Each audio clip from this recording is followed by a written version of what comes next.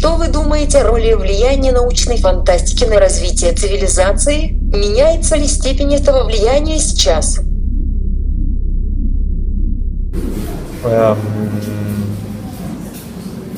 I think not really, because science fiction is just not just. But I'm a big science fiction fan.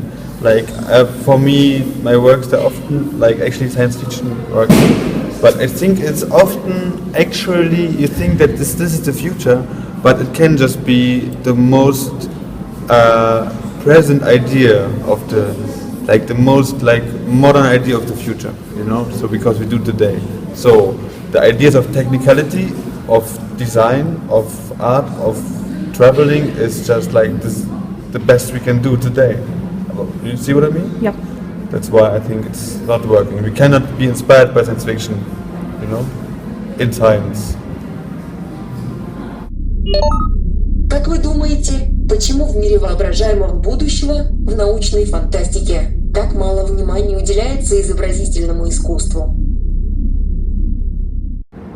Maybe it has also to do with the same problem, that is actually the most current idea of the future we have. So if we would like show art, it would be on one hand, it would show that we actually use current ideas, because and on the other hand, it would be just look silly or something.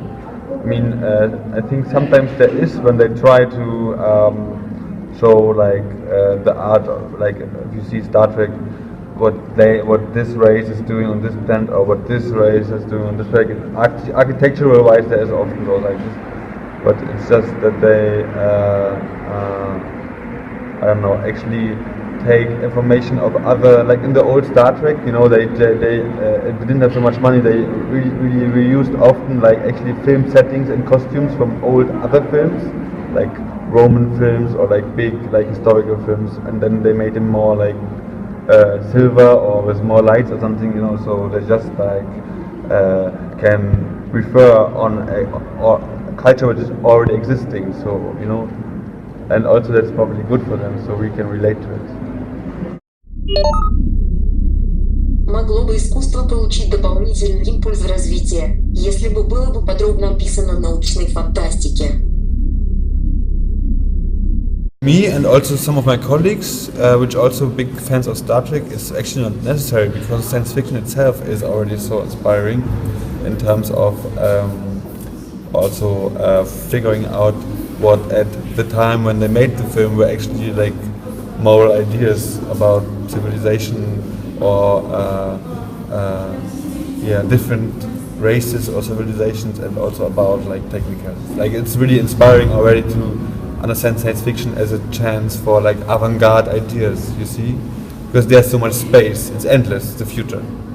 So I don't actually need it, and I think that's why I also think that's why it probably wouldn't happen, you know.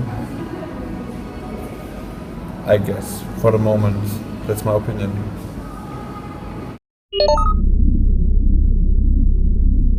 Как вы разделяете мир воображаемого и реально прогнозируемого будущего?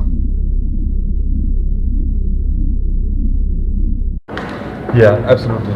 Yes, actually yes, because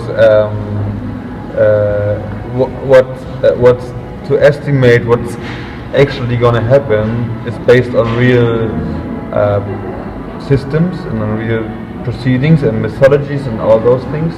And the utopia is something I actually create for myself as a counter vision to what's going on. So that's where I live in as far as I can. And it's always there, not as an offer to for society to live like that or something. It's just there to show that there's also a different perspective on what's going on.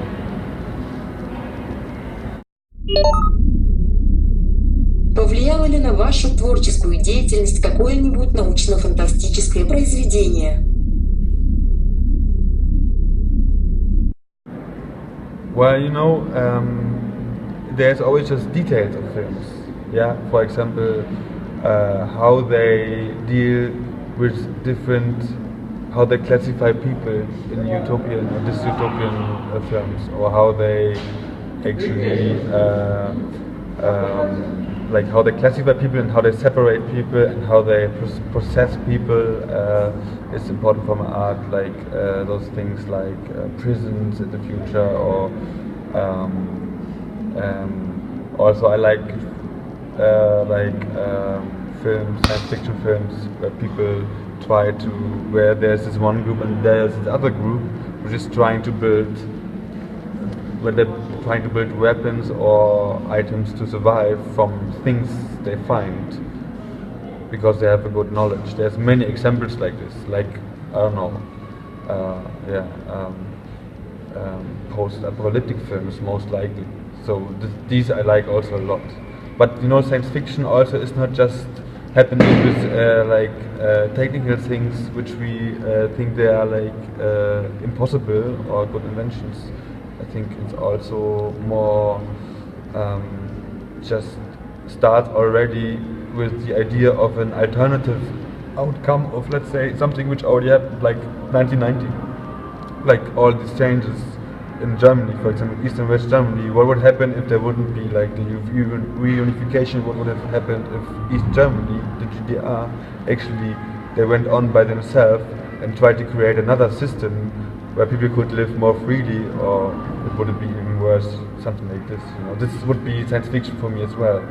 And then there would be different developments, different items for culture, and different technologies, and different drugs, and different music, and everything. This is also science fiction I like. Yeah.